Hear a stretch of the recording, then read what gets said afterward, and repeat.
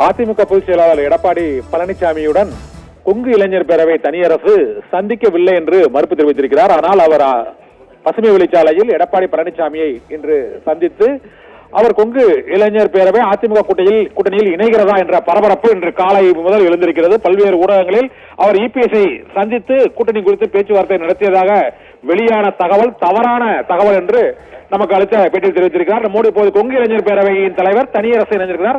Sir வணக்கம். Sir வணக்கம். வணக்கம் வணக்கம் சார். இன்று பசுமை வழிச்சாலையில் அதிமுக பொதுச் செயலாளர் எடப்பாடி பழனிசாமியுடன் கொங்கு இளைஞர் பேரவையின் தலைவர் தனியரசு சந்தித்து கூட்டணி குறித்து பேச்சுவார்த்தை நடத்தியிருக்கிறார் என்ற தகவல் அனைத்து ஊடகங்களிலும் வந்து கொண்டிருக்கிறது. நீங்க சந்திச்சீங்களா இல்லையா சார்? இல்ல, தவறான தகவல் அது. நான் மற்ற சந்திப்புகளுக்காக மற்ற அருகில இருந்த முக்கியமான நிர்வாகிகளை சந்திக்கிறதுக்கான அந்த சந்திப்புல அந்த செய்தியை தவறா ஊடகங்கள் அப்படி பிழையா போட்டிருக்காங்க. தேர்தல்ல நம்ம இப்ப இந்த கூட்டணி 2026 தேர்தலில் இணைஞ்சு போட்டியிடுறது சம்பந்தமாவோ அந்த தேர்தலில் நம்ம இணைஞ்சு போட்டிடுறது அல்லது அரசியல் விவகாரங்கள் குறித்து பொதுவா நாங்க எதுவும் பேசல. சரி, சந்திப்பு நடக்கல. சரி, சந்திப்பு நடக்கல. தவறான தகவல் யாரு?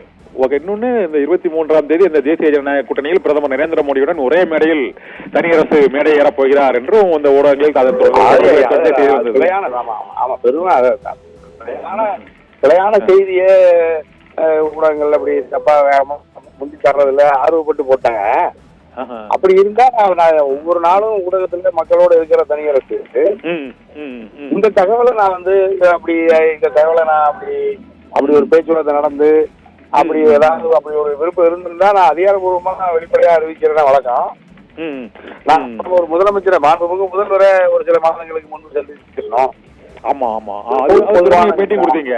ஆமா ஆமா. அதே மாதிரி நம்ம ஒரு எதிர்கட்சி தலைவரை நம்ம அது ஒரு இயல்பான சூழல்ல நம்ம வழக்கமான அரசியல் உறவுகளுக்குள்ள இருக்கிறத தவிர வேற எந்த நம்ம அரசியல் நிலைப்பாடு குறித்து தேர்தல் 2026 சட்டமன்ற பொது நிலைப்பாடு குறித்து எந்த பேச்சு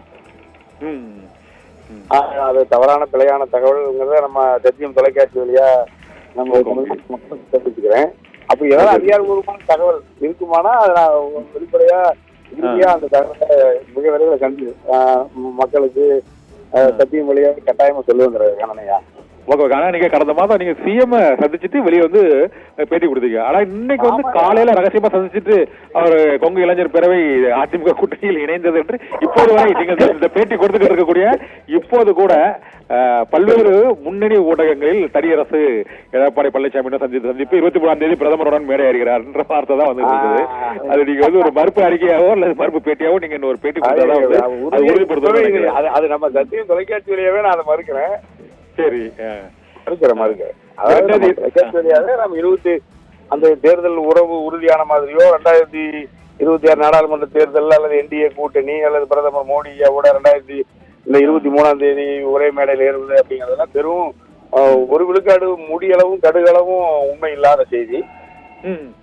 அந்த செய்தியை நான் நம்ம சத்தியம் தொலைக்காட்சி வழியா உறுதியா சொல்லிக்கிறேன். கொங்கு இளைஞர் பேரவை எப்போது அந்த தேர்தல் கூட்டணி தொடர்பான ஒரு முடிவு எடுத்து அறிவிக்கும்?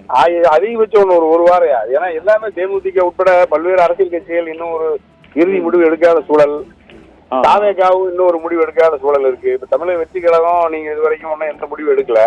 ஆமா, அவரது சிபிஐ சம்பந்த அந்த விசாரணைகளே போயிட்டு இருக்குன்னு படமும் வெளியே அந்த சிக்கல் இருக்காங்க. அதனால இன்னும் தேமுதிகவும் இன்னும் அது ஒரு முடிவு எடுக்க முடியாம அந்நியாரும் இருக்காங்க.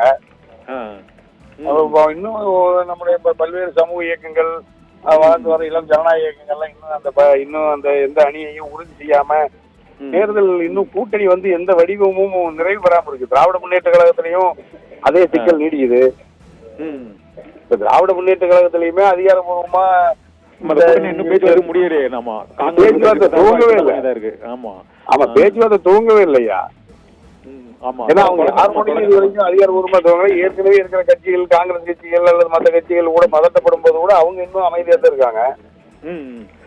அதனால அரசியல் சூழல் தேர்தல் மேகம் இன்னும் தனிஞ்சு வரலைங்கிறதையும் அதை நம்ம பார்க்க வேண்டியதா இருக்கு. அதனால நம்ம தமிழ்நாடு கொங்கு இளைஞர் பேரவை தனியரசு நம்ம இன்னும் அதை கொஞ்சம் பொறுத்திருந்து அவகானிச்சாயா ஒரு இறுதியான முடிவை இன்னொரு ஒரு சில வாரத்துல அரசியல் சூழ்நிலை சேர்ப்பு முடிவெடுக்கிற சூழ்நிலை தான் நம்ம நிர்வாகிகளுக்குள்ள அந்த அந்த அளவுலதான் ஒத்தி வச்சிருக்காங்க முடிவெடுக்கிறாங்க.